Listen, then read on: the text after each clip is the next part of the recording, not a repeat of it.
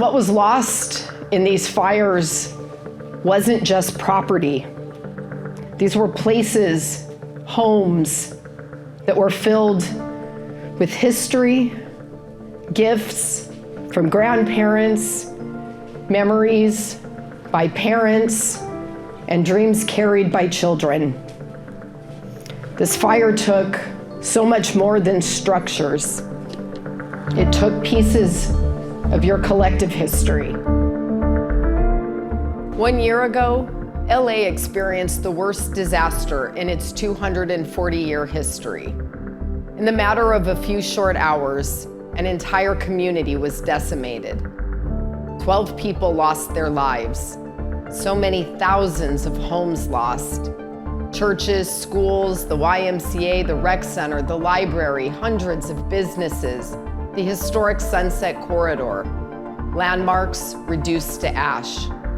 And yet, even in the apocalyptic aftermath, people showed up for each other, and LA showed up for the Palisades. In the weeks that followed, our city departments worked around the clock, opening and staffing the Disaster Recovery Center, restoring utilities, reopening roads. FEMA and the Army Corps carried out an extraordinary mission, clearing not just thousands of parcels in record time, but clearing the first steps forward for a community desperate to come home. This wasn't abstract work. It was urgent. It was human. And it was about stabilizing an entire community while the ground was still shifting beneath us. It is the Alphabets area in the Pacific Palisades that has received the most damage because of the fire. This devastating fire took down almost all the homes in the Alphabets area. I was here on the day of the fire in Palisades, January 7th, meeting some constituents. We knew that Arush was up here. We didn't know a lot of what was going on. I mean, it seemed to be chaos. The news reports were coming in, obviously, but we didn't think that we had another option, right? I mean, we have a team member up here. This is our community. This is a place that we all know and love. And when we got up here, we saw there were plenty of people still putting things in their cars and still lingering. And the thing for us was, okay, let's jump into action, just like we do anywhere else, just like we do any other time. So we spent the next couple of hours, we found her. We were knocking on doors, helping people load their cars, helping people get down the hill. And I'll never forget the first night. We came down, we were all covered in ash and smoke. And the councilman was at the command post, and she hugged each of us. And it was overwhelming to realize what we were in. I want to go back to the original fire in the Pacific Palisades. We have Sue Kroll, and she has been evacuated. Can you tell us about those moments when you realized it was ravaging your neighborhood and you needed to get out right then? You think about those moments of having to choose what to take with you. When I've evacuated before, it's always been 24 hours. So you never know what to take. You're in sort of a bit of a panic mode. You try and take deep breaths and go room to room and look around and see what in this room do I need to take. And that's what we did for about an hour. But then, instead at some point, you just have to get in the car and go. We left the house, I'd say on that day about 12:30 in the afternoon. From what I understand, the fire came through at around 7 into my neighborhood, which is the Alphabet Streets. And so in hindsight, all these months, part of me has sort of wished that I didn't run out quite so quickly, and instead wish that I had stuck around.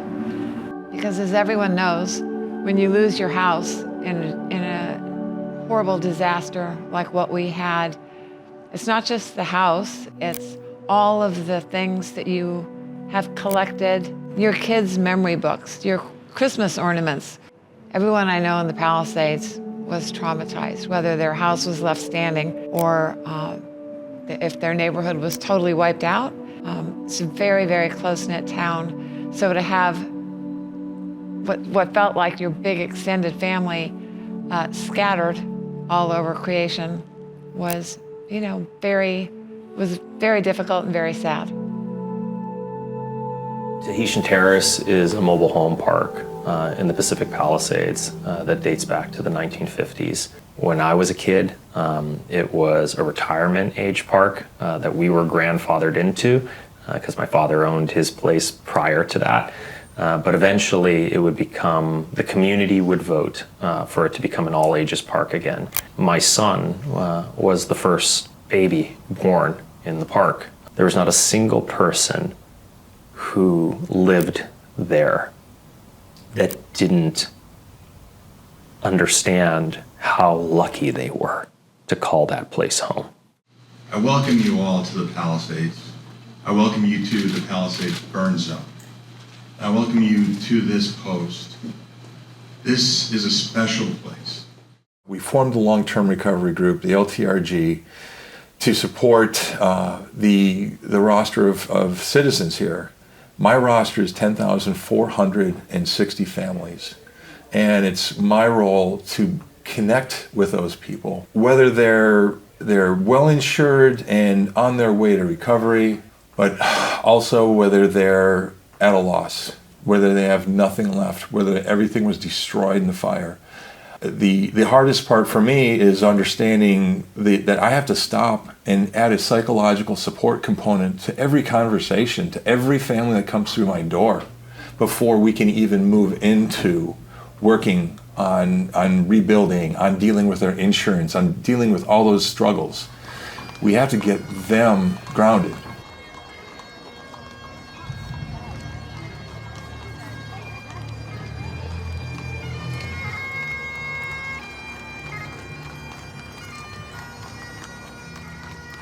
Many lots have been cleared thanks to the extensive work of the Army Corps of Engineers. We've seen a lot of activities in the Alphabets, especially because this area has received a lot of damage. The constituents have filed their opt-in and out forms, and we've seen trucks going in and out of Palisades.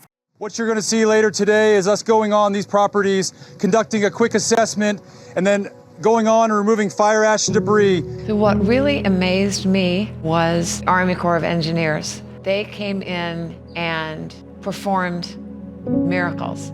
Ultimately, that cleanup removed a tremendous amount of hurdles, both in terms of our ability as a whole to move forward, but also that we can start looking to the future for the potential to rebuild and to return.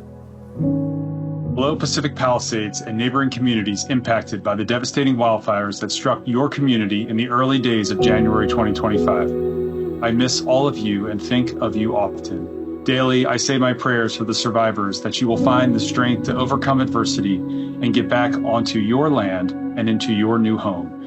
When I was in town a few weeks ago, I drove around the Palisades and witnessed firsthand just how resilient your community is. The sound of construction everywhere warmed my heart. I would like to thank every member of the community for making my 6 months in your community special. I truly felt like I was part of the community, united under a common goal of getting each survivor back on their feet. You know, Jessica, as we are almost at a year from all of this happened, as I think back to those early days in the aftermath and the fear of looters. In the first 3 weeks after the fire, my house, my lot, my land, my remains were sifted through 5 times for copper.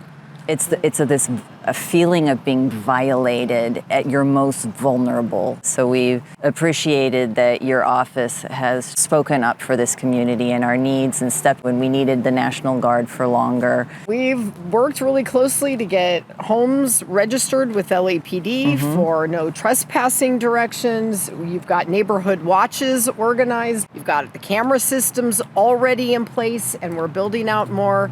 Let's continue to have open minds and be as creative as we can be, because together we can get through this. I'm so optimistic about the future of the Palisades. Although we have been tested, we are coming through those tests together. We're resilient and we care for each other. Our community is strong and committed to getting back in our homes. Prior to the fire, my youngest son was into gardening, still is. In the front of our home in the Palisades, we had a small little piece of dirt that would eventually become his garden. And he became famous for the tomatoes that he grew. After the fire, about a week later, we ran into one of our neighbors, and she had the day of the fire, had collected 3 of his tomatoes, purchased 3 of his tomatoes, and she still had them in her purse. And from there, she gave me the tomatoes, and we replanted the seeds. I'm coming back. I am praying that I think most of my neighbors are coming back. Even my 94-year-old from across the street says he's coming back. This is going to be a day of a lot of hope and a lot of faith, and that is what this represents for me. The Pacific Palisades refuses to be defined by its worst day, but this community is still healing, and they still need our help.